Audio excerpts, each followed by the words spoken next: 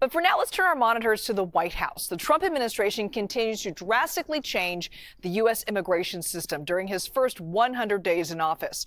Earlier this morning, the State Department released a memo canceling all refugee travel and processing. The president also issued a number of executive orders involving immigration over these last 3 days.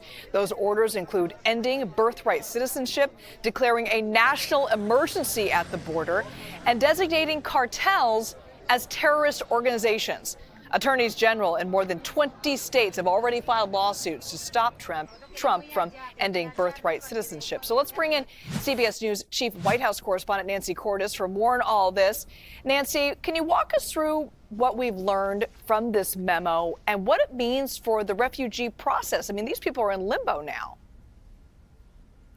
Yes, so CBS News has obtained some internal guidance for resettlement agencies that basically instructs them to stop the refugee referral process overseas and to pause this Biden administration policy that allowed private American citizens to sponsor these refugees. This comes after President Trump signed an executive order essentially ending, at least for now, we're not quite sure, the refugee program that has often been a beacon for the United States. The fact that the U.S. does allow in refugees from war-torn areas where their lives are at risk, sometimes in countries where the U.S. itself is involved. But now the Trump administration moving very quickly on this front, as it is on other fronts, Liz, to try to change policy as quickly as it can, knowing that some of these new policies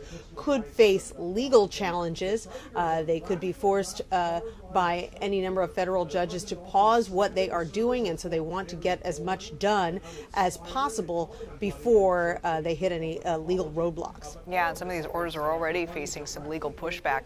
CBS News also obtained a memo from the Trump administration about the future of employees hired under the Diversity, Equity, and Inclusion programs. Those employees scheduled to be placed on leave as soon as today. What more can you tell us about that, Nancy?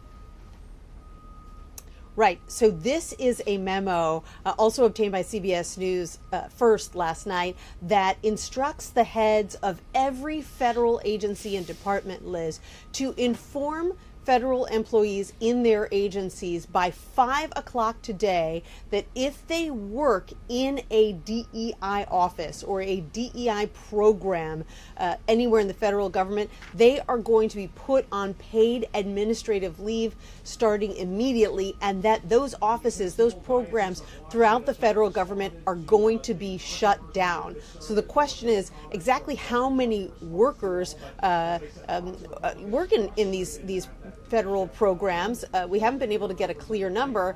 And are all of them going to get laid off? Will they get reassigned? These are some of the questions we've asked, but we just haven't gotten answers yet. And this, again, comes in the wake of an executive order that President Trump signed that said that the federal government would be getting rid of all of its DEI programs within the next 60 days.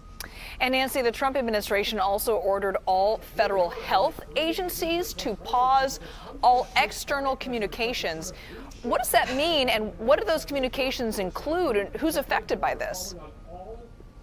Yeah, it's really coming fast and furious. This one was reported by the Washington Post, which said that every federal agency that has a health mission, we're talking about the Food and Drug Administration, the CDC, NIH, that they were to pause all of their external communications. So anything they might post on social media, any weekly reports that they might put out about drugs or about health, that they needed to stop immediately. And what we don't know right now, Liz, is whether this is just a temporary pause so that the new people who are coming into these agencies can get their arms around everything that those agencies do and everything that they put out to the public, or are there certain things that these agencies are communicating that they no longer want them to be telling the public about. That's what we simply don't know right now, and it appears that there's a lot of confusion within these agencies about what is exactly going on as well. Yes, so much information coming in these last few days, Nancy. I want to go back to those January 6th pardons, though. Another major pardon granted by Trump to the Silk Road founder, Ross Ulbricht. Now, Ulbricht was sentenced to two life sentences. What's been the reaction to this pardon for him?